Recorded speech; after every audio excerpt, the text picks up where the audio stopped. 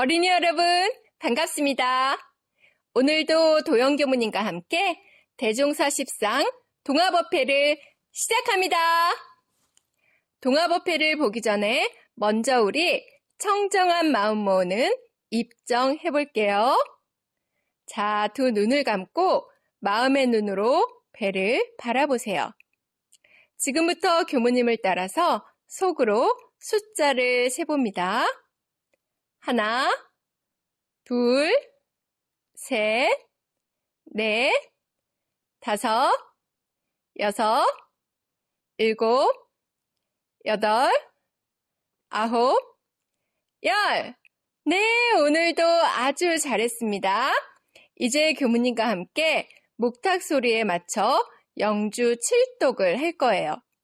교무님이 지난번에 영주는 뭐라고 했죠? 그래요. 영주는 나의 마음과 하늘 마음을 하나로 만들어주는 주문이에요. 자, 그럼 우리 함께 독경합니다. 영주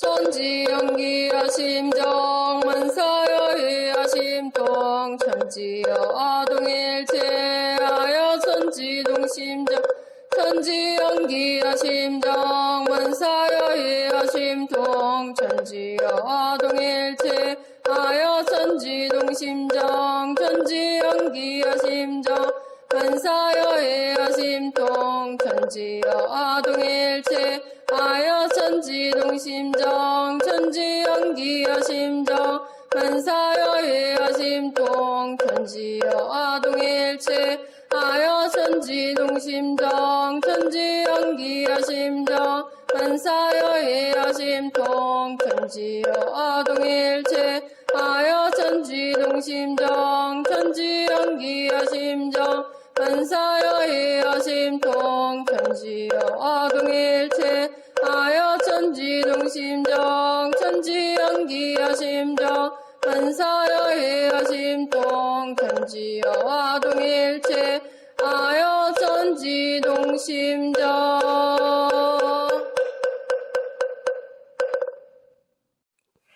네, 이제 두 손 합창하고 설명기도 올릴게요. 거룩하신 법신불 사은님, 오늘도 저희들이 유튜브를 통해 동화법회를 볼 수 있게 하여 주심에 감사하옵나이다. 오늘은 대종사님 10상 중 강변 입정상으로 동화법회를 봅니다. 우리의 참 스승이신 대종사님의 이야기를 통해 대종사님과 더욱 가까워지고 대종사님의 마음을 닮아가는 소중한 시간이 되도록 마음 모아 기도합니다. 저희들이 나날이 착하고 바르게 생활하여 사은님의 은혜에 보답하는 어린이가 되겠사오니 사은님 항상 저희를 지켜주고 도와주세요. 일심으로 비옵나이다. 네, 오늘 이야기는 하늘을 보고 의문을 일으키신 관천기이상, 삼바째에서 기도하신 삼령기원상, 스승 찾아 헤매신 구사고행상에 이어 강변입정상입니다. 강변입정상은 선진포 나루토에서 입정해 드신 대종사님의 이야기예요. 자, 그럼 지금부터 시작할게요. 도사를 찾으려고 애쓸 것이 아니라 내 힘으로 모든 의문을 깨쳐야겠어. 의심을 깨치려면 집을 떠나 공부를 해야겠어. 아버지, 저에게 공부할 방을 하나 지어주세요. 처아는 간곡하게 부탁했어요. 아버지는 아들을 위해 삼바째 마당바위에 초가집을 지어주었어요. 그러나 처아가 집을 떠나지 못할 큰일이 생겼어요. 처아의 나이 20살이 되는 1910년 초겨울이었어요. 나는 이제 저 세상으로 갈 때가 되었구나. 내 비록 가난하게 태어나 배운 것은 없지만 네 뒷바라지를 해서 성공을 보는 것이 소원이었단다. 아버님, 이 불효막심한 저를 꾸짖어 주세요. 우리 집이 이렇게 기울어버린 것도 제 탓입니다. 그런 소리 마라. 재물이란 있다가도 없고 없다가도 생기는 것이다. 나는 이대로 눈을 감는다만 너는 반드시 소원을 이루거라. 아무리 어려운 일이 있어도 중단하거나 좌절하지 말고 뜻을 펴야 하느니라. 내가 저 세상에서 너의 성공을 보고 기뻐할 것이다. 명심하겠습니다, 아버님. 아버지의 죽음은 처아에게 큰 충격이었어요. 아버지는 평생토록 농사 짓는 일을 유일한 재주로 삼고 일꾼을 둘 정도로 살림을 일으킨 분이었어요. 그런데 이제 살림은 쪼그라들 대로 쪼그라들어 끼니가 걱정스러운 지경이 됐어요. 처아가 집안일을 돌보지 않았기 때문이었어요. 게다가 집에서는 처아를 뒷바라지하느라고 빚까지 짊어지고 있었어요. 아버지가 세상을 떠나자 영광읍에 사는 부자가 찾아와서 빚을 갚으라고 독촉했어요. 너희가 이번에 돈을 갚지 않으면 무사하지 못할 줄 알아. 처아는 처음으로 빚쟁이에게 갖은 수모를 당했어요. 처아는 농사일도 해보고 마을 사람들과 읍내에도 나가 돈을 벌어보고 식당도 열어봤지만 무슨 일을 해도 실패였어요.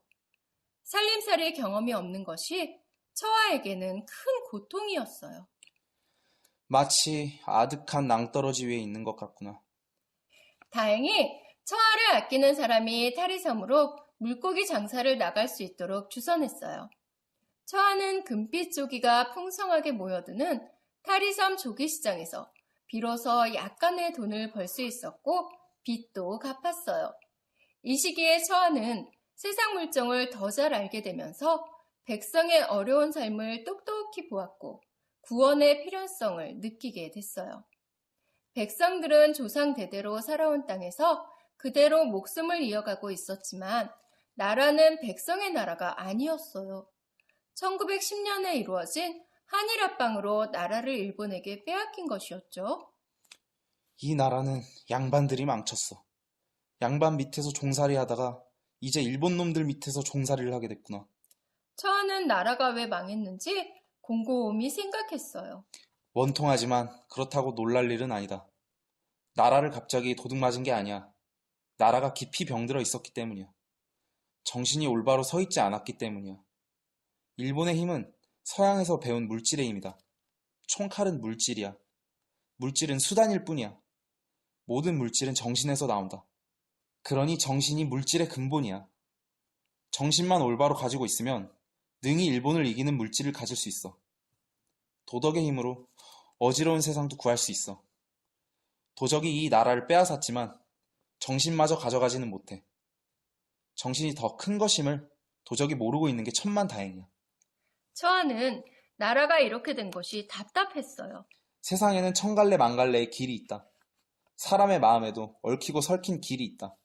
사람들이 길을 찾지 못해 헤매거늘 세상 이치를 깨쳐야 그 길들이 어떻게 통하는지를 알지 않겠나. 하지만 스스로 깨칠 방법도 모르고 깨우쳐주는 사람도 없어서 막연하기만 했어요. 처아는 집에 들어앉아 깊은 생각에 잠겼어요.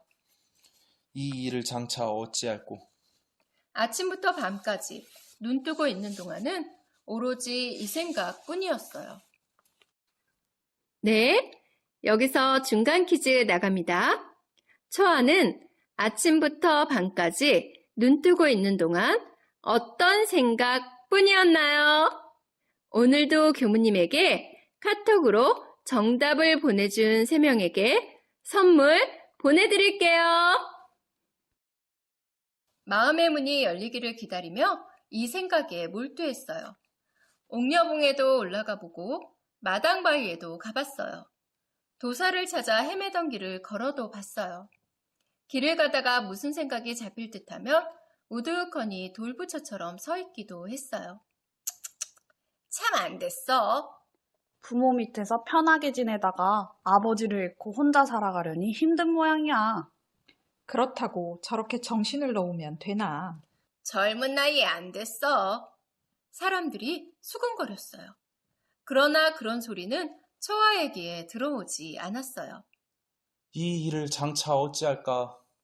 가슴에 뭉쳐진 의심의 덩어리. 이 실마리를 찾지 못하는 한 목숨이 불타버리고 말지언정 뒤로 물러설 수는 없어. 진리를 깨치려면 구도에만 전념해야 했어요. 그런데 집안일을 돌보면서 구도 생활을 한다는 건 불가능했어요. 처아는 하는 수 없이 가족들과 떨어져 있기로 했어요. 처아는 22살에 귀영바위에 있는 허름한 집에서 혼자 지내게 됐어요. 이 일을 장차 어찌할까? 처아는 이 한 가지 생각에 끈질기게 매달리면서 다시 온갖 의심의 수렁으로 빠져들었어요. 겨울로 접어들면서 추위도 몸의 아픔도 배고픔도 잊은 채 우두커니 앉았다가 저녁에야 제정신으로 깨어나곤 했어요. 날이 갈수록 얼굴은 야위어 갔어요. 머리는 상투를 제대로 틀지 않아 헝클어졌고 수염에는 입김이 늘 얼어붙은 채였어요. 손발은 얼어터져 감각조차 없었어요. 집안일은 부인이 혼자 힘들게 꾸려갔어요. 처아가 묵고 있던 집이 장마비에 무너지자 노루목에 아무도 살지 않는 외딴 집으로 옮기게 됐어요. 구도에만 정신이 팔린 처아의 모습은 차마 눈뜨고 보지 못할 지경이었어요. 온몸에 종기가 가득해서 고름이 흘러내렸어요. 배는 물동이처럼 부어올랐어요. 기침도 심하게 했어요. 지난날의 늠름한 기상과 장대한 기골은 찾아볼 수 없었어요.